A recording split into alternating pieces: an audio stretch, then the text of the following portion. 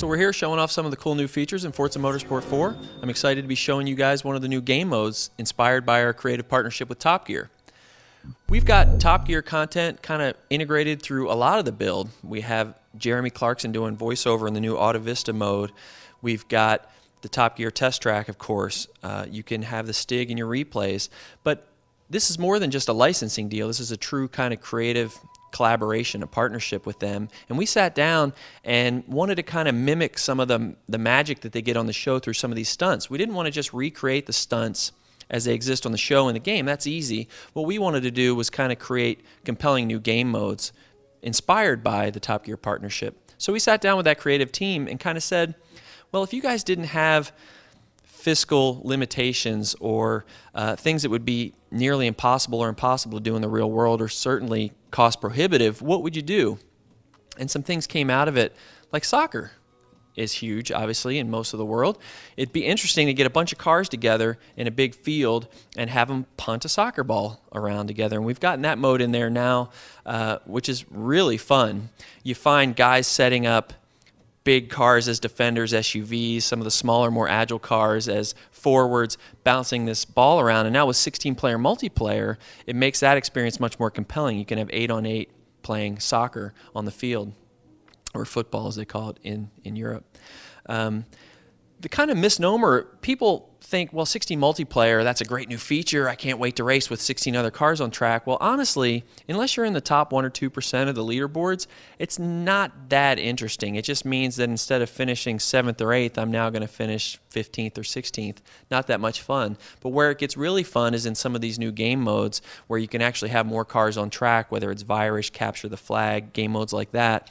When we looked back at Forza 3, we saw that half of our players actually were playing these non-traditional racing type game modes online, like cat and mouse, Virus, Capture the Flag, those kind of things. So we've really embraced that and tried to build more of that into the game this time around. Another new mode that we're here talking about is Top Gear Bowling, which I'm going to show you here today. So this is set on the Top Gear test track in Dunsfold, England. And basically the objective is we have these huge pins set up on the track, and you drive your car around trying to knock as many down as you can. There's different variations on the theme. There's special colored pins that are worth more points, and you can use a variety of different tactics to try to knock as many pins down as you can, whether it's driving straight through at high speed, sliding the car sideways. It ends up being a lot of fun. Yellow pins are worth more.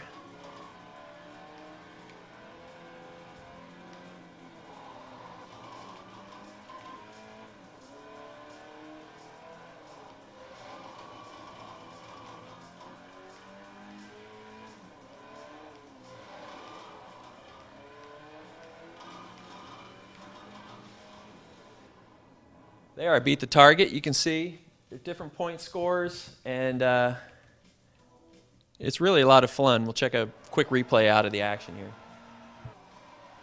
We've got a bunch of other online features that are new this time around as well. We now have a feature called Car Clubs, where friends can get together and form a car club. And where that gets really interesting is when you have a shared garage. You can share cars, layer groups, liveries within a car club and go out and compete against other clubs online. We also have a new feature called Rivals, which is basically asynchronous play. It allows you to go up online and play against people, whether it's your friends or top people on the leaderboard, and race against them even when they're not online. And if you beat them, you collect a bounty. The next time they log on, they will get a notification that their time was beaten, and they'll get an opportunity to come and collect the bounty back. It makes for a much kind of easier access to online play, even when people aren't online, and you can play through the entire career that way. The hope is people can play through World Tour, they can play through the event list, they can play through Rivals. The game can kind of be custom tailored to play through the way you want to play.